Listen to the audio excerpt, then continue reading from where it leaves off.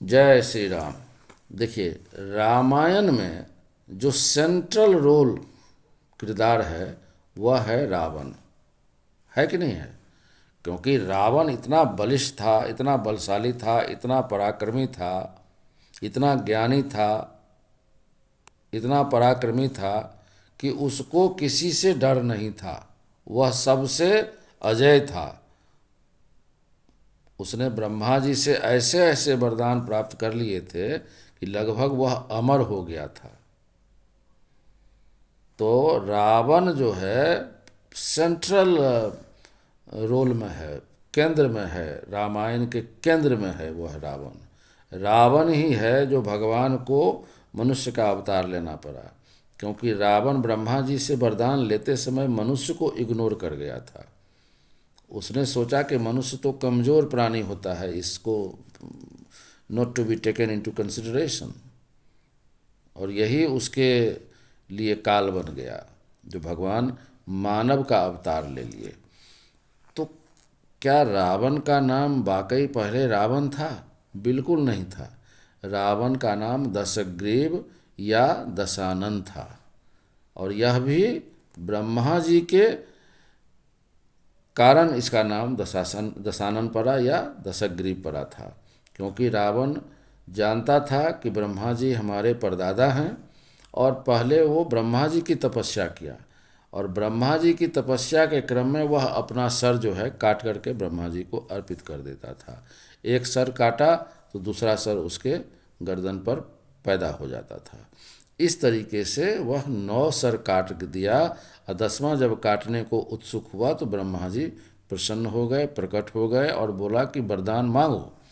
अब ऐसे में रावण ने उनसे अमरत्व का वरदान तो प्राप्त करना चाह रहा था, लेकिन अमरत्व का वरदान नहीं दिया जा सकता था। लेकिन रावण ने ऐसे ऐसे वर मांगे कि हमें यक्ष, देवता, दानव, राक्षस, गंधर्व, किसी से कोई हानि ना हो, जंगल के जानवर से हानि ना हो, सांप से हानि ना हो। मतलब एक तरह से वह अमर हो ही गया था, लेकिन मनुष्य का नाम उसने नहीं लिया। मनुष्य को उसने इग्नोर कर दिया। यह उसकी बड़ी मूर्खता कहिए, या भगवान के लिए एक पैसेज मिल गया कि हम मनुष्य रूप में आकर के इसका वध कर सकते हैं। अदरवाइज रावण इतना शक्तिशाली हो गया था कि उसका वध करना असंभव था। वह लगभग अमर हो ही गया था, क्योंकि ब्रह्मा जी अमरत्व के बदले उसके नाभि में अमृत डाल दिए थे। तो रावण जो है दशानन या दशग्रीव भगवान शिव के पास चला गया कैलाश, और वहाँ पर उसको नंदी महाराज ने रोक दिया।